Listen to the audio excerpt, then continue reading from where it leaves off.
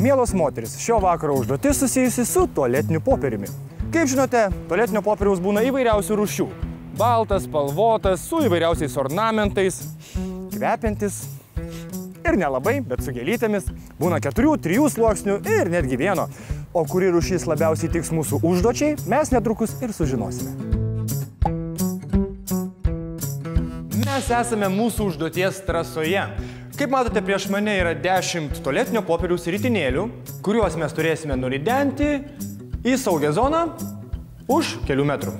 Bet šią užduotį aš atliksiu ne vienas. Mano varžovas bus Egidijus.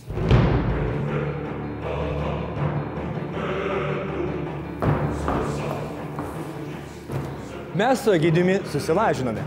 Jeigu kartais aš šiandien laimėsiu šias tualetinio popieriaus ridenimo varžybas, Egidijus nusims šalmą ir parodys visai Lietuvai tikrai savo veidą.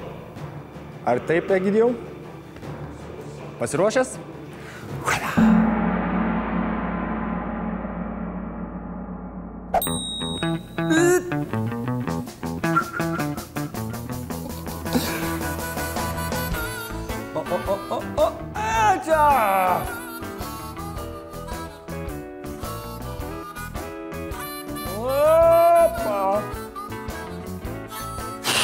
Pasirodo, nėra taip paprasta, kaip atrodė. Liko paskutinis rulonėlis.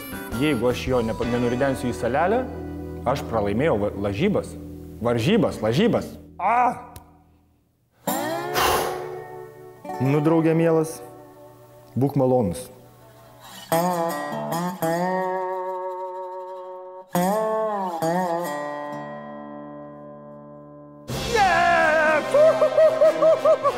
Matė? Egi, sėkmės tau. Matai, šitą užduotis pas mus žiauriai paprasta. Žodžiu, jeigu nori laimėti, 2 rulonėliai turės atsidurti saugioj vietoj.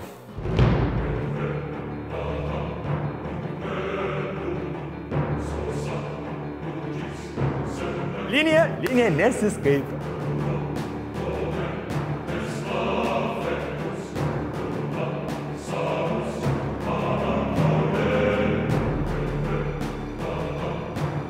Ką liko? Paskutinis, tai arba imsi šalmą, arba ne.